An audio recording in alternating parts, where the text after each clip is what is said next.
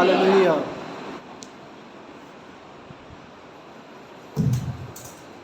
ਅਸੀਂ ਖੁਦਾ ਦੇ ਜ਼ਿੰਦਾ ਮੁਕੱਦਸ ਕਲਾਮ ਦੇ ਵਿੱਚੋਂ ਯੋਹੰਨਾ ਦੀ ਇੰਜੀਲ ਉਹਦਾ 15ਵਾਂ ਬਾਬ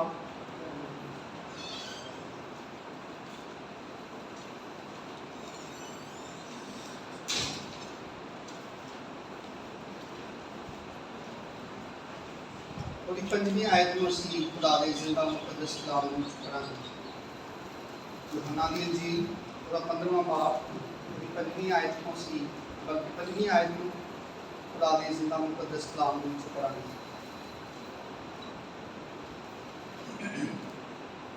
मिल गया सारे? खुदा दे कलाम से लिखा है, मैं अंगूर का दरख्त हूँ और तुम डालियाँ हो।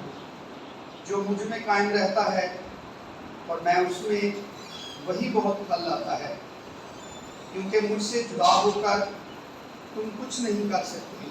खुदा दे जिंदा मुकद्दस कलाम में पढ़े और सुने जानते खुदा की खास बरकत दे।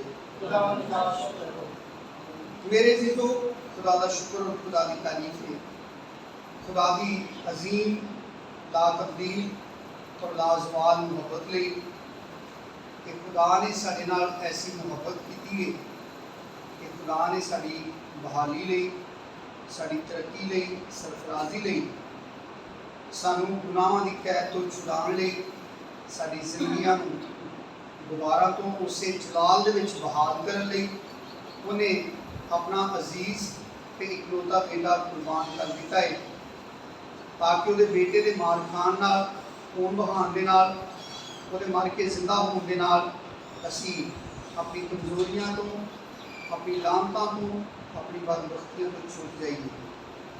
और सिर्फ छुट्टी ना जाइए बल्कि असी दोबारा उस जलाल नूं हासिल करके उस जलाल दे विच असी अपनी जिंदगियां बसर कर सकीए।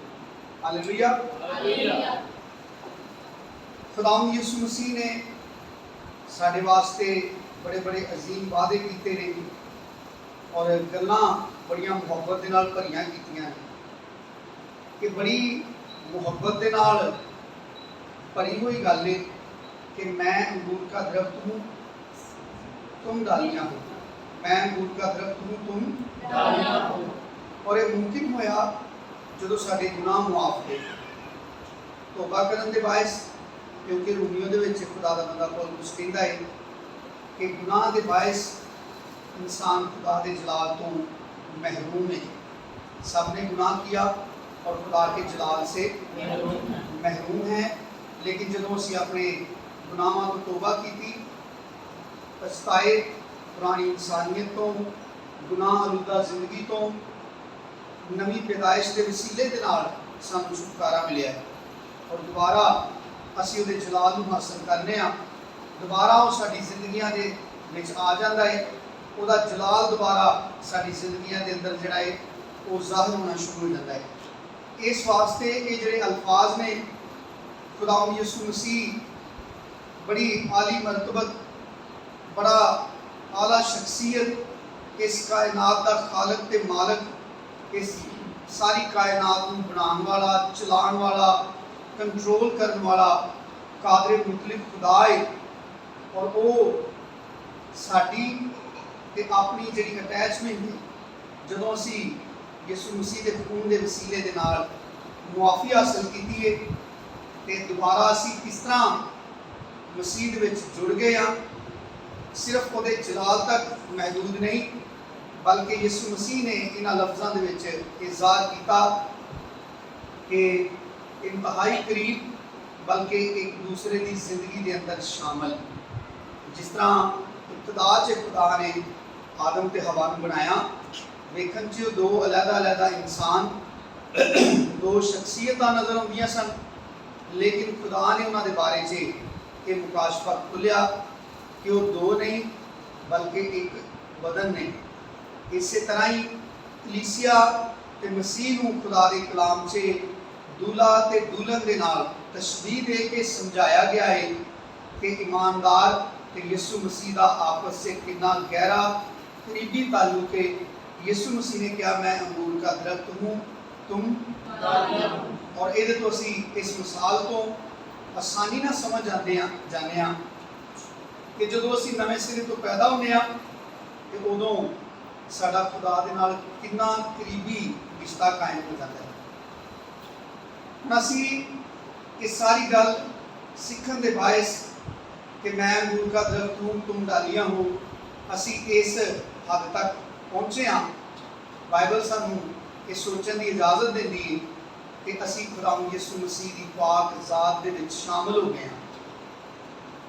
और शामिल होने तो मुराद ये कि वो बदन का हिस्सा वा इसमें के खाचे बाकायदा तौर पर लिखा है कि कलीसिया मसीह का बदन है। हुण खुदावंद यीशु मसीह नूं कहने आ कि खुदावंद यीशु मसीह जलाली सी, जलाली है, और अब्दुल्लाबाद इज्जत जलाल सिर्फ ओदा ही है। लेकिन ओदी मुहब्बत है, ओदा प्यार है कि उन्हें अपनी शख्सियत के अंदर, अपनी ज़ात के अंदर साडे लई जगह पैदा की, साडे लई कोई हिस्सा मुकर्रर किया है कि असी उहदी ज़ात का हिस्सा नज़र आइए, जिहदे वास्ते यीशु मसीह ने कहा जो मुझ में कायम रहता है, यानी जो डाली किसी दरख्त में लगी हुई है और वो जैसा भी फल लाता है वो दरख्त, वो डाली उस दरख्त से तमाम खसूसियात हासिल करके वो डाली फल लाती है। एक कानून है कि डाली जड़ी है वो दरख्त के नाल जुड़ी है, सारी ताकत मिठास है, कड़वाहट है, ਉਹਦੇ फल के अंदर तंदुरुस्ती है, वो सारा कुछ मेन जी स्ट्रीम है, मेन जो तना है डाली वो को हासिल करती है, वो सर चश्मा है वो हासिल करती है, मगर तना फल नहीं लैके आता, फल डालियां लगता है। तो कोई भी फल का दरख्त है उन्होंने फल लगा होए, बड़ा फल ना भरिया होए, वो फल काने ना हो, वो फल कच्चे ना झड़ते हो, वो फल अपनी पूरी खूबसूरती के नाल उहदे उत्ते लगे हों और उसकी वजह तो वो दरख्त जिहड़ा है बड़ा खूबसूरत लगता है। असीं उहनूं देख के एकदम उहदे वाल खिंचे जाने आ, उसकी गल करने असीं एक दूसरे नाल, उस फल के बायस उसकी खूबसूरती बयान करने आ तो उसकी तारीफ होंदी है। जिहड़ा जलाल खुदा नूं हासिल हुंदा है किस तरह मिलता है कि यीशु मसीह जमीन पे आके कुर्बान होया और उहदे वसीले दे नाल उन्हें इंसानां लई ये रास्ता खोलिया कि इंसान अपनी बदबख्तियां, लानतां, अपनियां कमजोरियां तो निजात पाए, उहदे उत्ते ईमान लिया गुनाहां दी माफ़ी हासिल करे। ते जिथों कटिया गया सी, यानी जिहड़े जलाल दे विचों गुनाह दे बायस निकल गया सी, जलाल तो महरूम हो गया सी, दोबारा उस जलाल दे नाल उहदा राबता, उहदा कनैक्शन बहाल हो जाए, और ये यीशु मसीह दे कुर्बान होने दे वसीले दे नाल होया। आयत दा पहला हिस्सा सानू सिखांदा है कि यीशु मसीह सानू यानी ईमान लियाउण वालियां नूं, ईमान लियाउण तो बाद साडी रुकत दे विच, मरतबे च, साडी हैसियत दे विच की फर्क आया है, आयत का पहला हिस्सा साढ़े सामने बयान करता है। दूसरा हिस्सा है कायम रहना, कि जिहड़ा मेरे विच कायम रहिंदा है, ये शर्त है जो मुझ में कायम रहता है। कायम रहने वास्ते यीशु मसीह ने इसे बात दियां जिहड़ियां पहलियां आयतां ने, बल्कि बिल्कुल जिहड़ी पहली आयत है, दूसरी आयत है, उहदे विच यीशु मसीह ने बयान किया है कि कायम रहने वास्ते फल लियाना जरूरी है।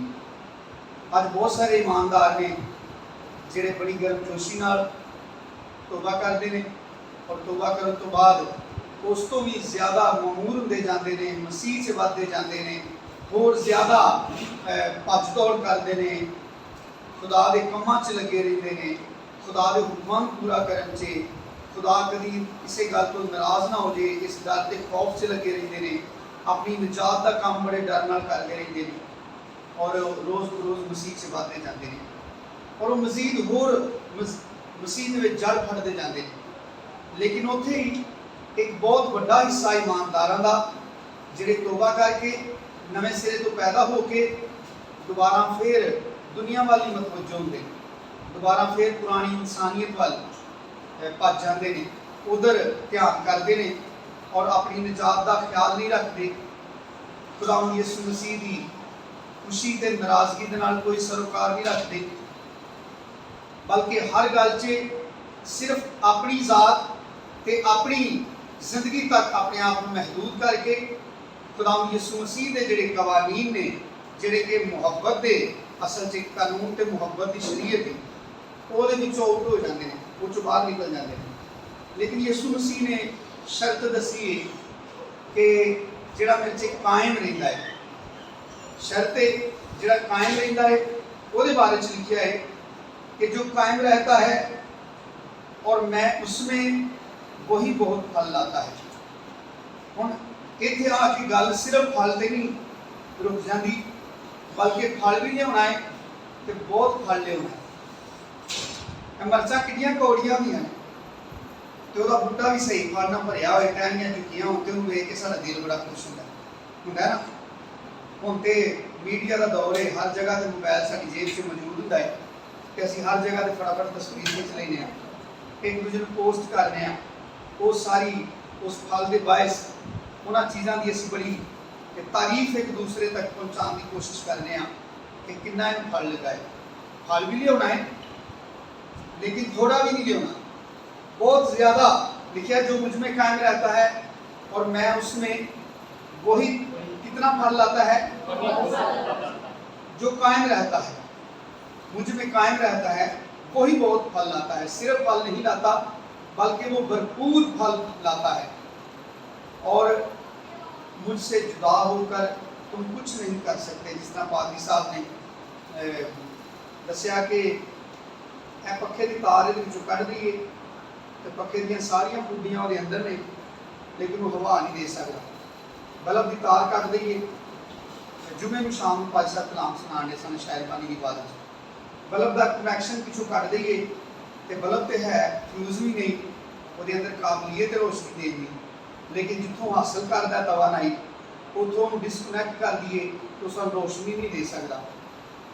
बिजली के समान जितों मिलता है उत्थे ढेर लगे मेरे बल्बां के, लेकिन रोशनी सिर्फ एक कोई बल्ब दे रहा होंगे जो उन्होंने होल्डर चलाया होंगे जितों जिन्हों इलैक्ट्रिसिटी मिलनी होती। इसलिए यीशु मसीह ने कहा कि मुझसे जुदा होकर तुम कुछ नहीं कर सकते, यानी मेन स्टेशन मैं वहाँ, मेरे नाल ही जुड़िया रहना है तो फिर ही ये मुमकिन है कि तुम फल लिया सकते हो, फल भी लिया सकते हो तो बहुत ज़्यादा मकदार के फल लिया सकते हो कि बहुत ज़्यादा मकदार के फल लिया।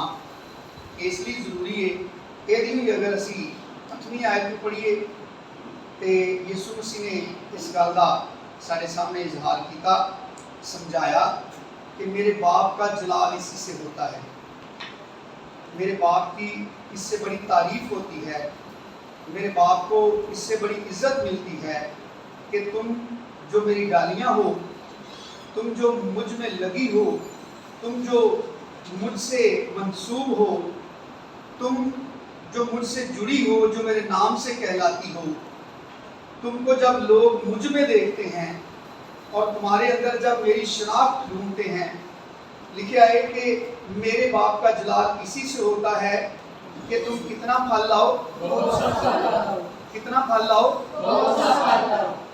हुण बेशतर ईमानदार जिहड़े ने उन्हां दे वास्ते ते फल भी कोई मसला नहीं, आप ही वो घर कोई पौधा ला लैन तो मेरे ख्याल एक दिन 6 फेरे वो दुआले मारते हैं, इनू कोई मौसम से आ गया, इनू फुल शुल नहीं लगे, कोई असार नहीं लगते कि इनू फल आउण वाला। हुण हो सकता कोई दूसरा कहता हो कि सबर नाल ही लगता है कि कुछ साल 2 साल पहलों जमीन से अपनी जड़ फड़ेगा, बढ़ेगा तो फिर टाइम आएगा कि फल लैके आएगा। लेकिन असी जिसमानी तौर पर जोड़े पौधे जमीन के अंदर काश्त करने, जिमीदार रात को कणक का छट्टा दे के जाता है तो सवेरे उस पैली के दुआले फिरता होंगे, भावें उन्होंने पता होंगे कि सवेरे कणक उगी नहीं होनी, लेकिन वो सवेरे आके वेंदा है, इंतजार करता है, खुश होता है। ਯਿਸੂ ਮਸੀਹ ਨੇ ਕਿਹਾ ਕਿ ਤੁਹਾਡੇ ਵਾਸਤੇ ਫਲ ਲਿਆਉਣਾ ਤੇ ਬਹੁਤ ਜ਼ਿਆਦਾ ਫਲ ਲਿਆਉਣਾ ਇਸ ਵਜ੍ਹਾ ਤੋਂ ਜ਼ਰੂਰੀ ਹੈ ਕਿ ਤੁਸੀਂ ਟਹਿਣੀਆਂ ਹੋ ਮੇਰੀਆਂ। ਮੈਂ ਜਿਹੜਾ ਜ਼ਿੰਦਗੀ ਦਾ ਦਰਖਤ ਹਾਂ, ਇਸ ਕਾਇਨਾਤ ਦੇ ਸਾਹਮਣੇ ਮੇਰੇ ਬਾਪ ਨੇ ਮੈਨੂੰ ਪੇਸ਼ ਕੀਤਾ ਹੈ ਕਿ ਅਗਰ ਕੋਈ ਜ਼ਿੰਦਗੀ ਪਾਣਾ ਚਾਹੁੰਦਾ ਹੈ ਤੇ ਇਹ ਮੇਰਾ ਬੇਟਾ ਹੈ, ਇਹਨੂੰ ਮੈਂ ਸਾਰੀ ਦੁਨੀਆ ਦੇ ਸਾਹਮਣੇ ਲਿਆਂਦਾ ਹੈ। ਇਹ ਜ਼ਿੰਦਗੀ ਦਾ ਸਰ ਚਸ਼ਮਾ ਹੈ। ਅਗਰ ਕੋਈ ਜ਼ਿੰਦਗੀ ਪਾਣਾ ਚਾਹੁੰਦਾ ਹੈ ਤੇ ਉਹ ਬੇਟੇ ਦੇ ਕੋਲ ਆਏ। ਹੁਣ ਬੇਟਾ ਤੇ ਆਪਣੀ ਜ਼ਿੰਮੇਵਾਰੀ ਪੂਰੀ ਕਰਕੇ ਅਸਮਾਨ ਤੇ ਚਲਾ ਗਿਆ ਤਾਂ ਕਿ ਜਿਹੜਾ ਦਰਵਾਜ਼ਾ ਉਹਨੇ ਨਜਾਤ ਦਾ ਖੋਲ੍ਹਿਆ, ਜਦੋਂ ਲੋਕੀ ਉਸ ਦਰਵਾਜ਼ੇ ਵੱਲ ਮਤਵੱਜੋ ਹੋਣ ਤੇ ਉਹ ਅਸਮਾਨ ਦੇ ਉੱਤੇ ਉਹਨਾਂ ਦੀ ਸ਼ਫਾਇਤ ਕਰ ਸਕੇ ਬਾਪ ਦੇ ਸਾਹਮਣੇ ਕਿ ਉਹਨਾਂ ਨੂੰ ਮੁਆਫੀ ਹਾਸਲ ਹੋ ਸਕੇ। ਲੇਕਿਨ ਜ਼ਮੀਨ ਦੇ ਉੱਤੇ ਈਮਾਨਦਾਰ ਲੋਕ ਯਿਸੂ ਮਸੀਹ ਦੀ ਨਾ ਸਿਰਫ ਪਹਿਚਾਨ ਨੇ ਬਲਕਿ ਯਿਸੂ ਮਸੀਹ ਦਾ ਜਿਹੜਾ ਕੰਮ ਹੈ ਇਸ ਦੁਨੀਆ ਤੇ ਕਿ ਯਿਸੂ ਮਸੀਹ ਦੇ ਵਸੀਲੇ ਦੇ ਨਾਲ ਦੁਨੀਆ ਨਿਜਾਤ ਪਾਏ। ਉਹ ਨਿਜਾਤ ਈਮਾਨਦਾਰ ਸ਼ਖਸ ਨੂੰ ਮਿਲਣ ਦੇ ਨਾਲ, ਈਮਾਨਦਾਰ ਸ਼ਖਸ ਦੇ ਨਾਲ ਵਾਕਫੀਅਤ ਹੋਣ ਦੇ ਨਾਲ, ਈਮਾਨਦਾਰ ਸ਼ਖਸ ਦੇ ਵਸੀਲੇ ਜ਼ਿੰਦਗੀ ਦਾ ਕਲਾਮ ਜਿਸਮਾਨੀ ਆਦਮੀ ਤੱਕ ਪਹੁੰਚਣ ਦੇ ਵਸੀਲੇ ਦੇ ਨਾਲ, ਔਰ ਸਭ ਤੋਂ ਵੱਧ ਕੇ ਈਮਾਨਦਾਰ ਸ਼ਖਸ ਦੀ ਜ਼ਿੰਦਗੀ ਦਾ ਜਿਹੜਾ ਆਪਣਾ ਅਮਲੀ ਨਮੂਨਾ ਹੈ, ਉਹ ਵਸੀਲਾ ਬਣਦਾ ਹੈ ਦੂਸਰੇ ਲੋਕਾਂ ਦੀ ਨਿਜਾਤ ਦਾ। ਕਿਉਂਕਿ ਇਨਸਾਨ ਵੇਖੀ ਚੀਜ਼ਾਂ ਦੇ ਉੱਤੇ ਜ਼ਿਆਦਾ ਜਲਦੀ ਯਕੀਨ ਕਰਦਾ ਹੈ, ਜ਼ਿਆਦਾ ਉਹਨੂੰ ਮਜ਼ਬੂਤੀ ਦੇ ਨਾਲ ਆਪਣੀ ਜ਼ਿੰਦਗੀ ਦੇ ਅੰਦਰ ਅਪਣਾ ਲੈਂਦਾ ਹੈ, ਜਿਹੜੀਆਂ ਚੀਜ਼ਾਂ ਨੂੰ ਅੱਖਾਂ ਨਾਲ ਵੇਖਦਾ ਹੈ। ਔਰ ਇਹ ਖੁਦਾ ਦਾ ਰਹਿਮ ਹੈ ਕਿ ਖੁਦਾ ਨੇ ਆਪਣੇ ਬੇਟੇ ਨੂੰ ਨਿਜਾਤ ਲਈ ਘੱਲਿਆ ਹੈ ਕਿ ਯਿਸੂ ਮਸੀਹ ਅਸਮਾਨ ਦੇ ਉੱਤੇ ਆਪਣੇ ਬਾਪ ਦੇ ਸੱਜੇ ਹੱਥ ਇਨਸਾਨਾਂ ਦੀ ਸ਼ਫਾਇਤ ਕਰਨ ਲਈ ਆਪਣਾ ਹੀ ਖੂਨ ਲੈ ਕੇ ਖਲੋਤਾ ਹੈ ਤੇ ਸ਼ਫਾਇਤ ਕਰਨ ਲਿਆ ਹੈ। ਹੁਣ ਜ਼ਮੀਨ ਤੋਂ ਇਨਸਾਨ ਕਿਸ ਤਰ੍ਹਾਂ ਯਿਸੂ ਮਸੀਹ ਦੇ ਨਾਲ ਰਾਬਤਾ ਕਰਨ? ਜਿਹੜੇ ਲੋਕ ਨਿਜਾਤ ਪਾਣਾ ਚਾਹੁੰਦੇ ਨੇ ਉਹਨਾਂ ਲੋਕਾਂ ਦਾ ਕਿਸ ਤਰ੍ਹਾਂ ਯਿਸੂ ਮਸੀਹ ਦੇ ਨਾਲ ਰਾਬਤਾ ਹੋਏ? ਉਹਦੇ ਵਾਸਤੇ ਖੁਦਾ ਨੇ ਨਾ ਸਿਰਫ ਈਮਾਨਦਾਰਾਂ ਲਈ ਬਲਕਿ तमाम ਦੁਨੀਆ ਵਾਸਤੇ ਇਹ ਆਸਾਨੀ ਪੈਦਾ ਕਰ ਦਿੱਤੀ ਹੈ ਕਿ ਪੂਰੀ ਦੁਨੀਆ ਦੇ ਉੱਤੇ ਵੀ ਕੋਈ ਇੱਕ ਹੈਡਕੁਆਟਰ ਨਹੀਂ ਬਣਾਇਆ ਕਿ ਦੁਨੀਆ ਦੇ ਪੂਰੇ ਯੂਨੀਵਰਸਲ ਸਰਕਲ ਤੋਂ ਕੋਈ ਨਿਜਾਤ ਪਾਣਾ ਚਾਹੁੰਦਾ ਹੈ ਤੇ ਉਹ ਫਲਾਂ ਮਰਕਜ਼ ਤੇ ਪਹੁੰਚ ਜਾਏ, ਉੱਥੇ ਜਾ ਕੇ ਉਹਦਾ ਮੇਰੇ ਨਾਲ ਰਾਬਤਾ ਹੋ ਸਕਦਾ ਹੈ। ਬਲਕਿ ਜਦੋਂ ਯਿਸੂ ਮਸੀਹ ਨੇ ਇਹ ਕਿਹਾ ਨਾ ਕਿ ਮੈਂ ਅੰਗੂਰ ਦਾ ਦਰਖਤ ਹੂੰ, ਤੁਮ ਮੇਰੀ ਡਾਲੀਆਂ ਹੋ, ਔਰ ਇਹਨੂੰ ਅਸੀਂ ਇਸ ਮਿਸਾਲ ਨਾਲ ਵੀ ਥੋੜਾ ਆਸਾਨੀ ਹੋ ਸਕਦੀ ਹੈ ਸਿੱਖਣ ਦੇ ਨਾਲ। ਜਿਸ ਤਰ੍ਹਾਂ ਹਬੀਬ ਬੈਂਕ ਦਾ ਜਿਹੜਾ ਹੈੱਡ ਆਫਿਸ ਹੈ ਉਹ ਕਰਾਚੀ 'ਚ, ਲੇਕਿਨ ਜਿੰਨੀਆਂ ਉਹਦੀਆਂ ਬ੍ਰਾਂਚਾਂ, ਅੰਗਰੇਜ਼ੀ 'ਚ ਟਹਿਣੀ ਨੂੰ ਬ੍ਰਾਂਚ ਆਉਂਦੇ ਨੇ, ਦਰਖਤ ਦੀਆਂ ਟਹਿਣੀਆਂ ਨੂੰ ਬ੍ਰਾਂਚ ਹੀ ਆਉਂਦੇ ਕਿੰਨੇ ਨਾ। ਹੁਣ ਜਿੰਨੀਆਂ ਵੀ ਬ੍ਰਾਂਚਾਂ ਹਬੀਬ ਬੈਂਕ ਦੀਆਂ ਪੂਰੇ ਮੁਲਕ ਦੇ ਅੰਦਰ ਮੌਜੂਦ ਨੇ, ਉਹ ਬ੍ਰਾਂਚ ਉਰਦੂ ਦੇ ਵਿੱਚ ਟਹਿਣੀ ਹੋਈ, ਡਾਲੀ ਹੋਈ ਹੈ। ਉਹ ਵੱਡਾ ਦਰਖਤ ਹੈੱਡ ਆਫਿਸ ਦੀ ਸ਼ਕਲ 'ਚ ਜਿਹੜਾ ਕਰਾਚੀ 'ਚ ਸੈਟਲ ਹੈ, ਉਹਦੀਆਂ ਟਹਿਣੀਆਂ ਮੁਲਕ ਦੇ ਹਰ ਸ਼ਹਿਰ 'ਚ ਬਲਕਿ ਹਰ ਵੱਡੇ ਕਸਬੇ 'ਚ, ਹਰ ਮੇਨ ਜਿਹੜੀ ਜਗ੍ਹਾ ਹੈ ਉਹਦੇ ਉੱਤੇ ਉਹਦੀ ਬ੍ਰਾਂਚ ਮੌਜੂਦ ਹੈ। ਉਹਦੇ ਵਾਸਤੇ ਕਸਟਮਰ ਨੂੰ ਆਸਾਨੀ ਹੈ ਕਿ ਅਸੀਂ ਆਪਣੀ ਟ੍ਰਾਂਜੈਕਸ਼ਨ ਕਰਨ ਲਈ ਹਵਾਈ ਜਹਾਜ਼ ਜਾਂ ਟ੍ਰੇਨ ਦਾ ਸਫ਼ਰ ਕਰਕੇ ਕਰਾਚੀ ਨਹੀਂ ਜਾਂਦੇ, ਬਲਕਿ ਜਿਹੜੀਆਂ ਸਹੂਲੀਅਤ ਇੱਕ ਬੈਂਕ ਦਿੰਦਾ ਹੈ ਉਹਦੇ ਹੈੱਡ ਆਫਿਸ 'ਚ ਸਾਰੀ ਪਲੈਨਿੰਗ ਹੁੰਦੀ ਹੈ, ਉਹ ਸਾਰੀਆਂ ਲਾਂਚ ਕਰਦਾ ਹੈੱਡ ਆਫਿਸ, ਲੇਕਿਨ ਉਹ ਅਵੇਲੇਬਲ ਹੁੰਦੀਆਂ ਨੇ ਛੋਟੀ ਤੋਂ ਛੋਟੀ ਬ੍ਰਾਂਚ ਦੇ ਅੰਦਰ। ਇਹ ਇੱਕ ਦਰਖਤ ਦੀ ਸ਼ਕਲ 'ਚ ਵੀ, ਬੈਂਕਾਂ 'ਚ ਵੀ ਜਾਓ ਤੇ ਬਹੁਤ ਸਾਰੇ ਬੈਂਕਾਂ ਨੇ ਆਪਣੇ ਬੈਂਕ ਨੂੰ ਇੱਕ ਦਰਖਤ ਦੀ ਸ਼ਕਲ ਦੀ ਤਸਵੀਰ ਬਣਾ ਕੇ ਦਿਖਾਇਆ ਹੁੰਦਾ ਹੈ ਕਿ ਸਾਡੀ ਇਸ ਬਿਜ਼ਨਸ ਦੀਆਂ, ਸਾਡੇ ਇਸ ਬੈਂਕ ਦੀਆਂ तमाम ਮੁਲਕ ਦੇ ਅੰਦਰ ਇਸ ਤਰ੍ਹਾਂ ਇੱਕ ਦਰਖਤ ਦੀ ਮਾਨਦ ਬ੍ਰਾਂਚਾਂ ਮੌਜੂਦ ਨੇ। ਇਨਸਾਨ ਜਿਹੜਾ ਮਸੀਹ ਤੇ ਈਮਾਨ ਲੈ ਕੇ ਆਉਂਦਾ ਹੈ ਉਹ ਯਿਸੂ ਮਸੀਹ ਦੇ ਵਿੱਚ ਸ਼ਾਮਲ ਹੋ ਜਾਂਦਾ ਹੈ। ਯਿਸੂ ਮਸੀਹ ਉਹਦੀ ਹੈਸੀਅਤ ਇੱਕ ਡਾਲੀ ਦੀ ਮਾਨਦ ਦੱਸਦਾ ਹੈ ਕਿ ਉਹਦੀ ਹੈਸੀਅਤ ਇੱਕ ਬ੍ਰਾਂਚ ਦੀ, ਬ੍ਰਾਂਚ ਜਿਵੇਂ ਬੈਂਕ ਦੀ ਛੋਟੀ ਬ੍ਰਾਂਚ, ਔਰ ਉਹਦੇ ਅੰਦਰ तमाम ਫੈਸਿਲਿਟੀਜ਼ ਜਿਹੜੀਆਂ ਹੈੱਡ ਆਫਿਸ ਨੇ ਪ੍ਰੋਵਾਈਡ ਕੀਤੀਆਂ ਨੇ। ਉਹ ਛੋਟੀ ਤੋਂ ਛੋਟੀ ਬ੍ਰਾਂਚ ਉਹ ਹਰ ਕਸਟਮਰ ਨੂੰ ਉਹਦੇ ਕਰੀਬ ਤਰੀਨ ਮੁਹੱਈਆ ਕਰਦੀ ਹੈ। ਇਹ ਤਰੀਕਾ खुदा ने अज़ल तो ठहराया, और चाहे किसी इंसान ਨੂੰ ਇਹ ਤੇ ਇਤਰਾਜ਼ ਵੀ ਹੋਏ, लेकिन खुदा ਦੇ ਮਨਸੂਬਿਆਂ ਤੇ ਉਹਦੇ ਕੰਮਾਂ ਨੂੰ ਕੋਈ ਵੀ ਚੈਲੰਜ ਨਹੀਂ ਕਰ ਸਕਦਾ। ਜਦੋਂ ਯਿਸੂ ਮਸੀਹ ਕਹਿੰਦਾ ਹੈ कि मैं अंगूर का दरख्त हूँ और तुम मेरी डालियाँ हो, तो यीशु मसीह कहता तुम मेरी ब्रांचेस हो। ਇਹਦਾ ਮਤਲਬ ਇਹ ਹੈ ਕਿ ਅਸੀਂ ਜਿੱਥੇ ਜਿੱਥੇ ਜਿਹੜੀ ਜਗ੍ਹਾ 'ਚ ਜਿਹੜੇ ਮੁਲਕ 'ਚ ਜਿਹੜੀ ਆਬਾਦੀ 'ਚ इंसाना दे जेड़े भी ग्रोह के अंदर असी मौजूद हाँ, असी उन्होंने इंसाना वर्गे जो काम करके अपने आप को आम लोगों वर्गा विखाण लई असी आज़ाद नहीं। सानू परमिशन नहीं कि असी आम लोगों वर्गे नज़र आइए, बल्कि असी बैंक जाने हाँ तो वो अपनी जी सारा सैटअप है, वह सारा सामने जरा जो कुछ उन्होंने लिखा होंगे है, सारे स्टिकर जोड़े लगे होंगे ने, असी एकदम खुद तो वेख के समझने बैंक इतने बैंक की सहूलियात मिल सकती हैं। अगर बैंक भी एक शॉपिंग मॉल वर्गा नज़र आए, सब्जी की दुकान वर्गा नज़र आए, वो कपड़िया की दुकान वर्गा नज़र आए, तो किन्ने लोगों को धोखा होएगा, भुलेखा रहेगा कि यह कपड़े की दुकान लगती है, बैंक तो नहीं लगता। तो जे किसी को पता हो नहीं बैंक है तो वो खिंच के ही उन्होंने खड़ेगा, कोई अपने आप उधर नहीं जाएगा अगर बैंक नहीं नजर आता है जी।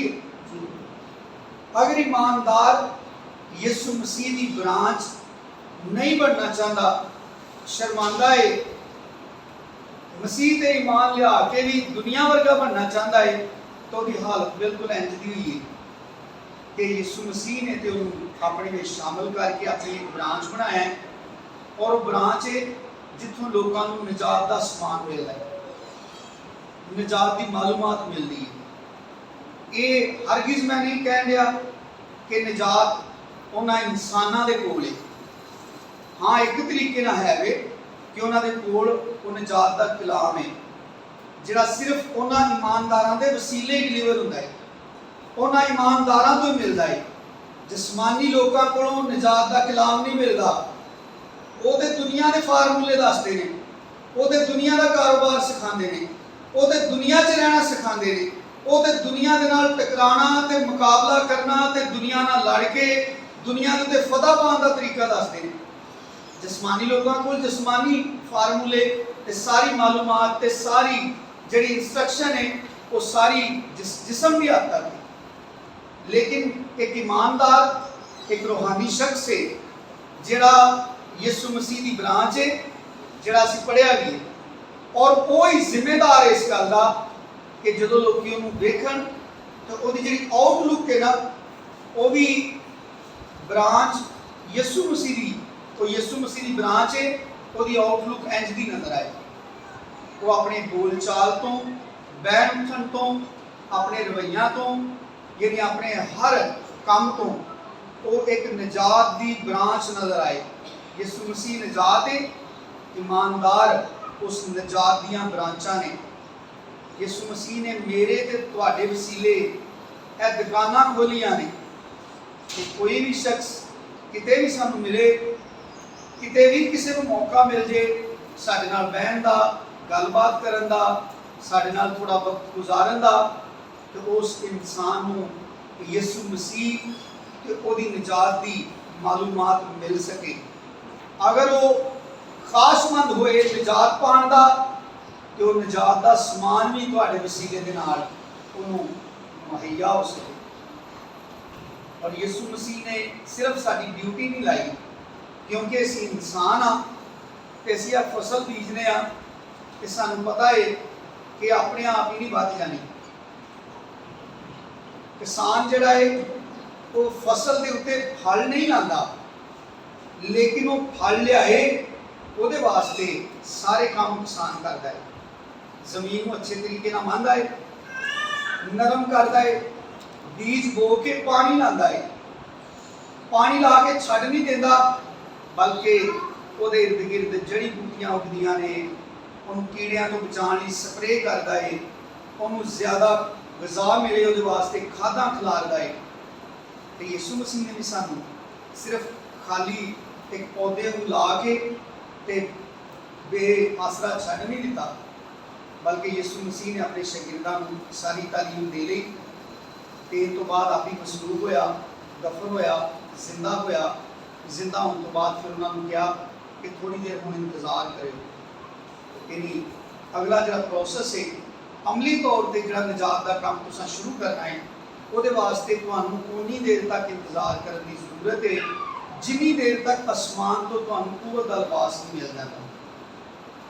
यीशु मसीह ने रूह कुदस का वादा किया, यीशु मसीह के लोगों ने यीशु मसीह का एतबार किया और उन्होंने लोगों ने मुसलसल दुआ की, खुदा को मंगया कि तू अपने वादे को पूरा कर, अपने पाप को कर दे। तो हुक्म मान के बैठे रहे। उन्होंने कहा कि यीशु मसीह ने कहा कि टुर गया है, कल दे दुआ करने अज तक तो पाप होया नहीं, खरे होना है कि नहीं होना, खरे सारे के अंदर ही पाप हो, तो चलो उठो मनादी करिए। वो इंतजार करते रहे।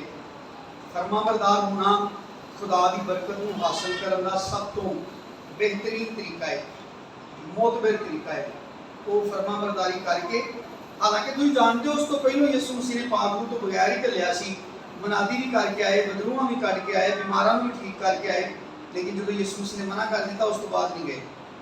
फिर इंतजार किया, फिर जिदन रूह कुदस नाज़िल होया उदन ही उन्होंने दोबारा ब्रांचा सारियां खुल गई, उदन ही लोगों को दावत मिल गई, उदन ही वो लोगों च खलो गए, उदन ही उन्होंने निजात का पैगाम जोड़ा है वो दूजे लोगों को डिलीवर करना शुरू कर दिया। उदन ही पहले वाज 3000 लोगों को निजात की वाकफियत हो गई, उन्होंने निजात की इंफॉर्मेशन मिली। वो एक ब्रांच तो उस इंफॉर्मेशन के बायस उन्हें तोबा करके पहले वास्ते 3000 लोगों ने नवी जिंदगी पाई और उस बैंक ने जिंदगी के उस दरख्त ने बड़ी कामयाबी नाल काम करना शुरू किया। लेकिन पता है सुंडियां कीड़े गर्मी सर्दी ये सारा कुछ फसल के उत्ते असरअंदाज होगी, फलदार दरख्तों से असरअंदाज होगी। दुश्मन भी जोड़ा है उन्हें भी उदन का ही काम शुरू किया है और ज़्यादा उसकी तवज्जो ईमानदारां दी जमातां दे उत्ते हुई। जिथे ईमानदारां दी जमातां इकट्ठियां होंदियां ने, मिल के रूह च दुआ करदियां ने, कलाम सीखदियां ने, तरक्की करने की कोशिश करदियां ने, जिहड़ा मसीह दा ते साडा मुखालफ है वो भी उन्हां जगह के उत्ते वो पॉइंट जिथे बड़ी कोशिश करके बड़ी ईमानदारी के नाल काम करने की कोशिश की जा रही है, इंसानों को निजात मिल जाए, जिन्हें निजात पाई है और मजबूत हो जाए, उत्थे अबलीस अपना ज़्यादा तेजी के नाल काम करता है। इसलिए रूह कुदस आया ताकि सानू याद करांदा रहे। रूह कुदस को यीशु मसीह ने कहा वो तुम्हें आइंदा की खबरें देगा। आमतौर पर ईमानदार इन्हू सिर्फ आसमान नाल ही जोड़ लेंगे ने कि खबर सिर्फ आसमान दियां ही चाहिए ने, आसमान से की होने है, मजीद की होने वाला है, इतों तक महदूद हो जाते। लेकिन जंग के सब तो जरूरी खबर होंदियां ने जी दुश्मन फौज हिकमत अमली इख्तियार करके साडे उत्ते अटैक करने वाली है, वो किधरों भी अटैक करने वाली है, वो की हथियार ने, वो किस तरह सानू कमज़ोर कर सकते हैं, वो जोड़े रूटीन के जोड़े फॉर्मल हथियार ने जोड़े सिर्फ अग की शक्ल च बरूद की शक्ल च नज़र आते हैं, इन्हों तो हट के किहड़े हथियार इस्तेमाल कर सकते हैं। जो बलक बादशाह ने देखा कि बनी इसराइल के उत्ते किसी तरीके भी वो कोई गलबा नहीं पा सकता, तो उन्हें हथी जंग नहीं लड़ी उन्होंने नाल, उन्हें एक नबी हायर किया, उन्होंने पैसे दे के लिया कि वो नबी है, खुदा का मूँह है, वो बदवा दे इन्होंने, वो बदवा नहीं दे सकिया, वो मूँह के उन्होंने वास्ते बरकत निकलती सी। ते बलाम नबी ने बलक बादशाह को एक नवी हिकमत अमली दसी, अबलीस के हथियारों की गल समझा दिया।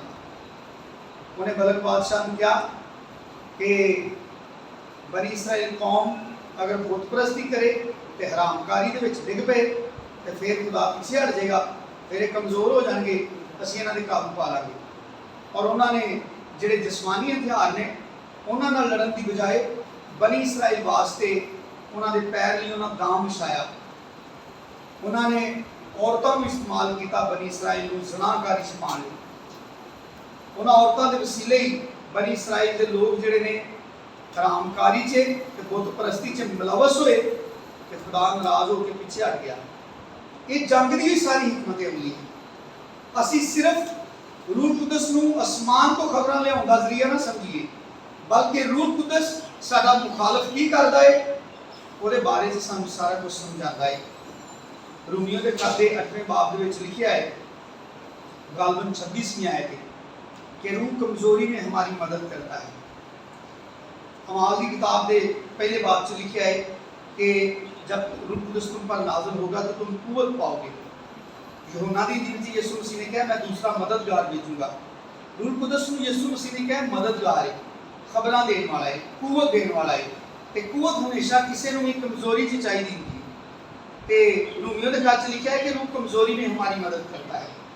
यीशु मसीह ने एक पौधे की मानद ला के सानू सिंपल छड़ नहीं दिता, बल्कि रूह कुदस मुहैया किया है, उन्होंने साडे अंदर ले लिया है ताकि वो कमजोरियां साड़ी मदद करे।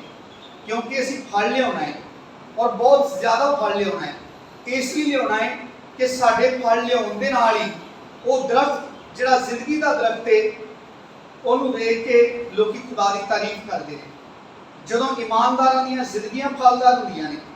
और फिर गलतियों के खत पौलुस रसूल ने बड़ी वजाहत की है। पढ़ो जरा गलतियों का खत का 5वां बाब कि भैणां ने बाइबल क्लास के विच आयत याद भी की 24वीं आयत नहीं 22वीं आयत 5वें बाब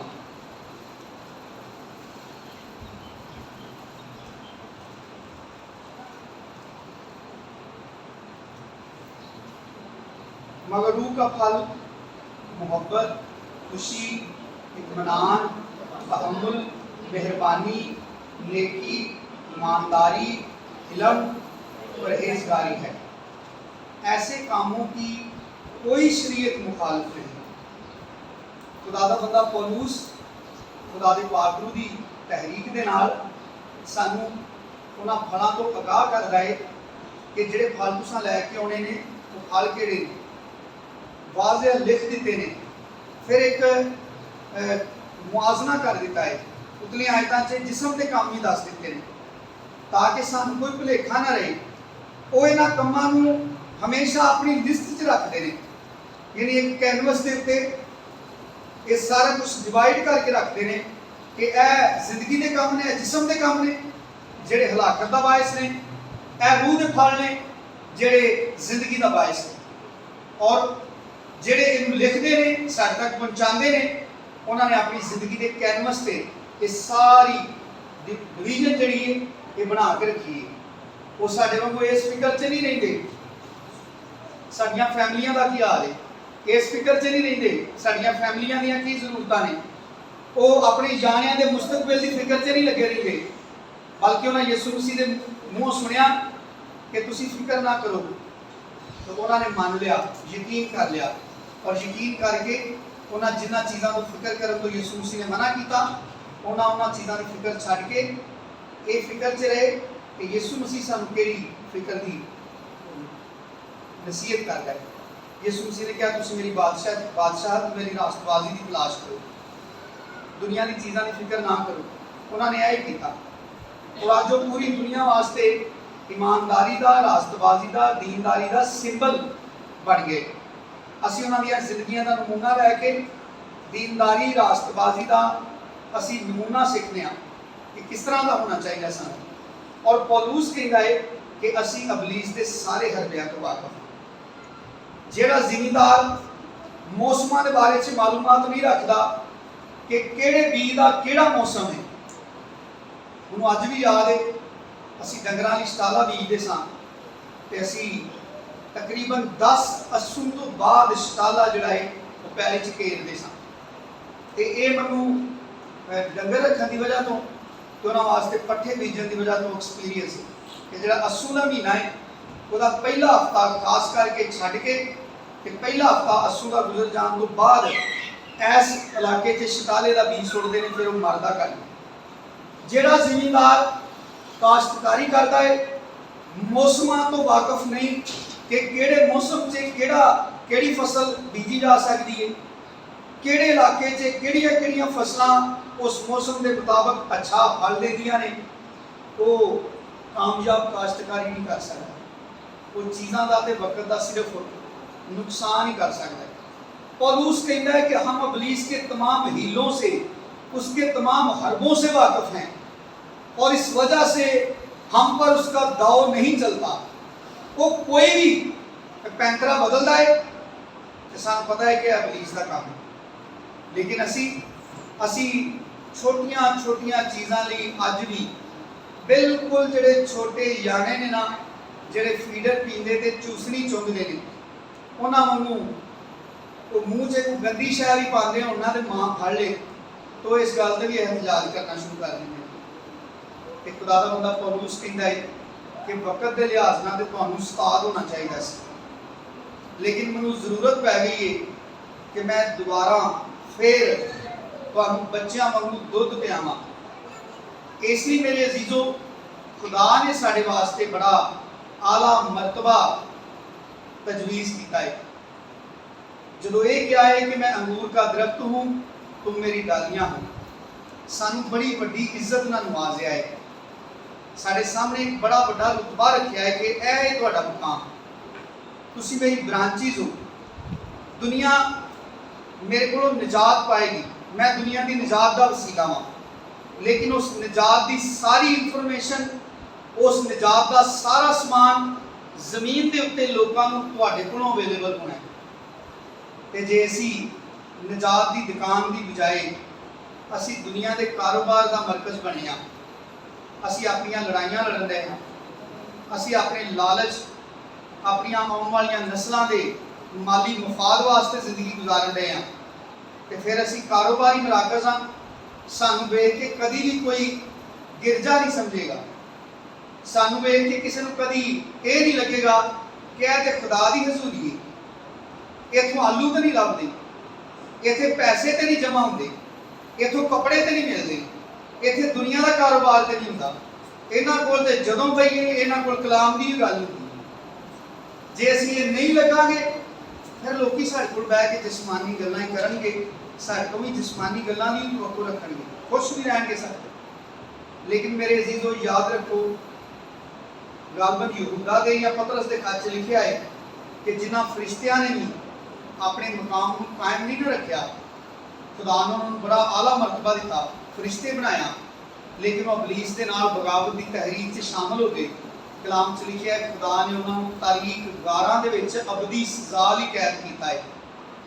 असीं अपनी निजात ते गौर करिए कि खुदा ने सानू अपने बेटे के वसीले के नाल गुनाहां की कैद तो रहाई दी है।